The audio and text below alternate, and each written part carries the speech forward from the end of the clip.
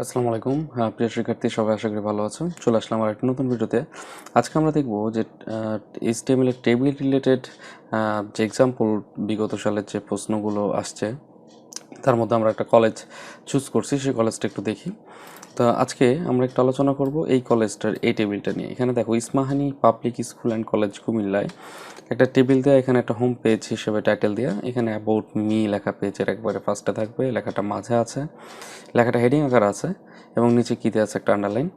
এখন বলা হচ্ছে যে I am a student to class X this is my first web page, the table show my result. এখানে institute লেখাটা heading, board লেখাটা হেডিং আকার আছে, দেখো কালো কালার। এখানে জিপিএ লেখাটা হেডিং আকারে রয়েছে।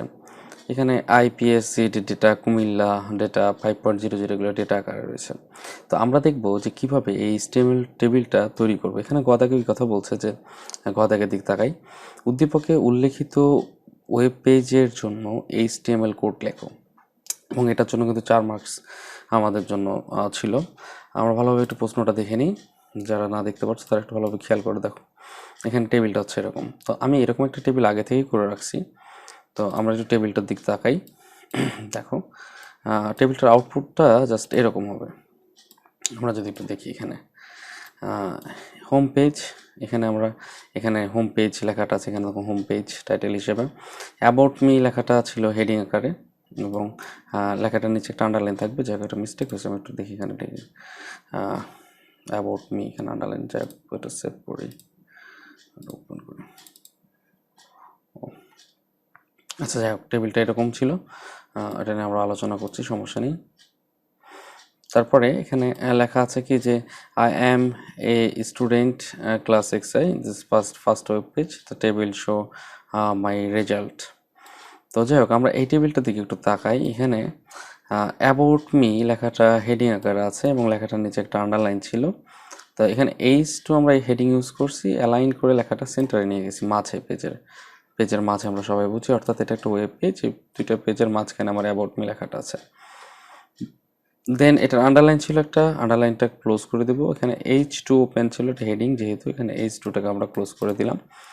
এরপর আছে পি, যেমন I am student of class XI, this is my first web page. তো I am student of class XI, this is my first web page, এই লেখাটা এখানেও লেখা যেত, কিন্তু লেখাটাকে ব্রেক করে এখান থেকে লেখাটা নিচে নিয়ে আসা হয়েছে। The table show my result, তারপর আমরা পিটাকে ক্লোজ করে দিছি। এরপরে আমরা জানি এইখান থেকে টেবিলটা যখন তৈরি করতে গেলাম, তখন আমি যেটা একটা ব্যবহার করলাম সেটা হচ্ছে টেবিল ট্যাগ, এবং টেবিলের সাথে বর্ডার না দিলে আমরা জানি যে বর্ডারটা আসবে না। তো তোমরা যারা আমার টেবিল বেসিক রিলেটেড, মানে টেবিলের যে বেসিক ভিডিওটা আমি আপলোড দিয়েছিলাম, এটা যদি না দেখো তাহলে এটা কাইন্ডলি একটু দেখে নিও, কারণ এটা না দেখলে, ওটা দেখলে আসলে এই টেবিলটা করা তোমার জন্য খুব সহজ হয়ে যাবে। তো যাই হোক, আমরা এখানে জানি যে এটা টেবিল করার পর টেবিলে সারি নির্ধারণ করা হয় টিয়ার ট্যাগ দ্বারা। তো আমি এখানে টিয়ার ট্যাগটা ব্যবহার করছি। ইনস্টিটিউট, বোর্ড এবং জিপিএ এগুলো প্রত্যেকটা হেডিং আকারে রয়েছে, বিধায় আমি এখানে একটা টিএস ট্যাগ ব্যবহার করছি। তারপর এখানে ইনস্টিটিউট লিখছি, তারপর আমরা টিএস ট্যাগ ক্লোজ করে দিয়েছি। তো আমার টেবিলটায় টোটাল টিএস আছে 3টা, ইনস্টিটিউট, বোর্ড এবং জিপিএ। তো টিএস 3টাই বসাইছি, টিএস দিয়ে বোর্ড বসালাম, টিএস ক্লোজ, আবার টিএস দিয়ে জিপিএ বসালাম, টিএসটা ক্লোজ। তারপর আমার এই সারিটা যেহেতু শেষ, সেহেতু আমি এখানে টিয়ারটাকে ক্লোজ করে দিয়েছি। তারপরে দেখো আইপিএসসি, এখানে সব ডেটা আকার আছে, কুমিল্লা ডেটা 5.0 ডেটা। তো এখানে আমরা টিডিটাকে ওপেন করছি, আইপিএসসি লিখছি, তারপরে আমরা এখানে টিডি ওপেন করছি, আবার কুমিল্লা লিখছি, কুমিল্লাটাকে ক্লোজ করছি।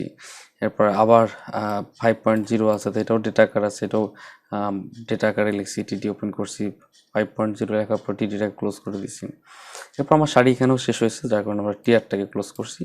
তো আমার এই টেবিলটা 2টা শাড়ি আছে, দেখো 2টা শাড়ির জন্য একটা টিয়ার ওপেন করছি, একটা টিয়ার ক্লোজ করছি, আবার একটা টিয়ার ওপেন করছি, আবার টিয়ার ক্লোজ করছি। তো যতগুলো শাড়ি থাকবে ততগুলো তোমার টিয়ার বসবে, আর যতগুলো শাড়ি শেষ হবে ততগুলো টিয়ার ক্লোজ হবে। বিষয়টা হচ্ছে খুব সহজ, মনে রাখবে, যদি 5টা শাড়ি থাকে 5টা টিয়ার ওপেন হবে, যদি 10টা শাড়ি থাকে একটা টেবিলে 10টা টিয়ার ওপেন হবে। তারপরে আমি এখানে টেবিলটা ওপেন ছিল, এখানে আমি টেবিলটাকে ক্লোজ করে দিয়েছি অ্যাজ ইউজুয়ালি, বডি ক্লোজ, তারপর হচ্ছে HTML ক্লোজ, যেটা আসলে নিত্য, মানে একটা বেসিক স্ট্রাকচারের ভিতর বডি তোমার ক্লোজ করতে হবে, HTMLটা ক্লোজ করতে হবে। তো ঠিক আছে বন্ধুরা, আজকে আমরা দেখলাম যে ইস্পাহানি কলেজের পাবলিক স্কুল অ্যান্ড কলেজের কুমিল্লায় একটা প্রশ্ন আসছিল, প্রশ্নটা সমাধান করলাম। একে এক আমরা সবগুলো প্রশ্ন সমাধান করব, যত রকম রিলেটেড এইরকম ধরনের প্রশ্নগুলো পাবো। তারপরেও তোমাদের যদি স্পেশালি কোনো প্রশ্ন থাকে আমার কমেন্ট বক্সে জানাই দাও। টেবিল রিলেটেড আমি ইনশাল্লাহ সমাধান দেওয়ার চেষ্টা করব, যদি কেউ না বুঝে থাকো আর কি। তো ঠিক আছে বন্ধুরা, আজকে এই পর্যন্তই। সবাই ভালো থাকবে, সুস্থ থাকবে।